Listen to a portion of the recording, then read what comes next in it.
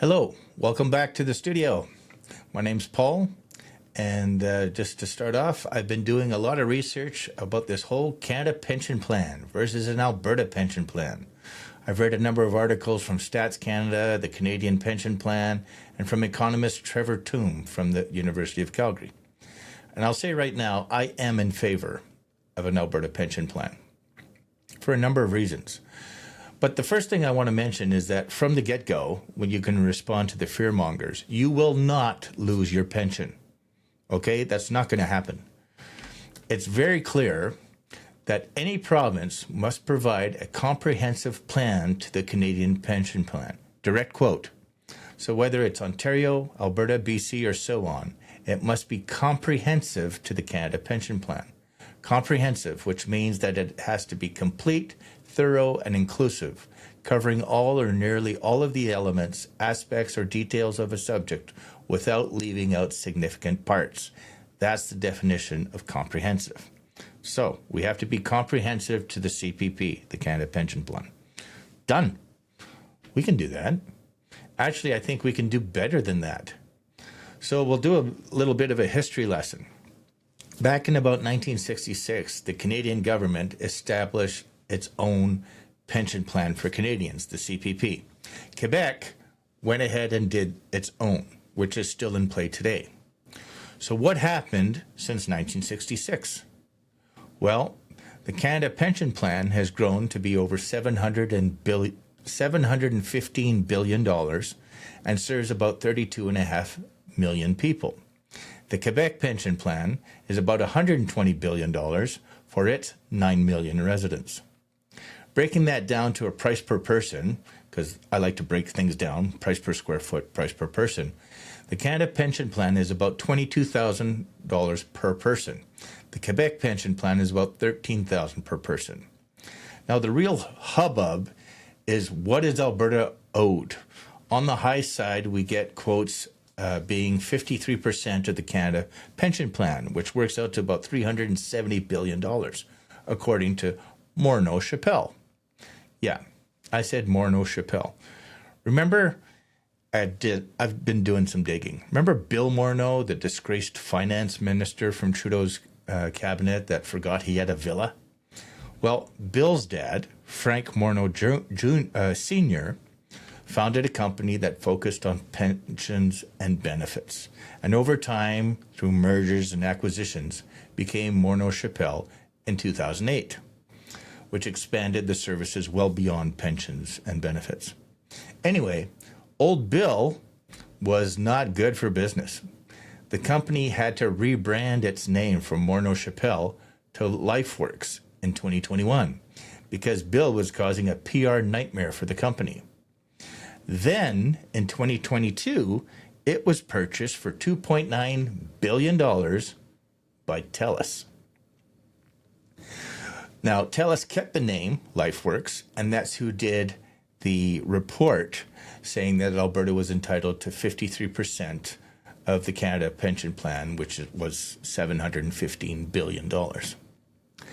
Anyway, the big issue that I see is that the LifeWorks report includes the total amount of contributions plus accumulated interest. It was pretty vague where it included the withdrawals and administrative costs of the fund, and I think that's where the issue lies. That's why we're not getting final numbers. I feel the number of, according to Trevor Toom, it's closer to 130 billion, which I think is fair. Remember, the CPP was $22,000 per person and Quebec was $13,000 per person. Well, $130 billion divided by 5 million Albertans is about $26,000 per person, which is higher than the CPP. It's higher than the Quebec Pension Plan. And people, if you remember, are happy with the CPP. They're with the numbers. They say, oh, don't touch my CPP. Well, I just put another $4,000 in your pocket based on these conservative numbers. And it gets better. Because Alberta is one of the youngest populations in Canada and is expected to remain so for the foreseeable future. then we will have the benefits of the eighth wonder of the world. Care to guess? Anyone? Bueller?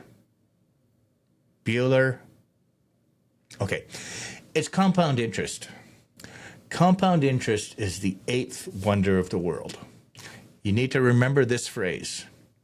He who understands it earns it. He who doesn't pays it. With such a young population, employers win, employees win, and seniors win. Here's why.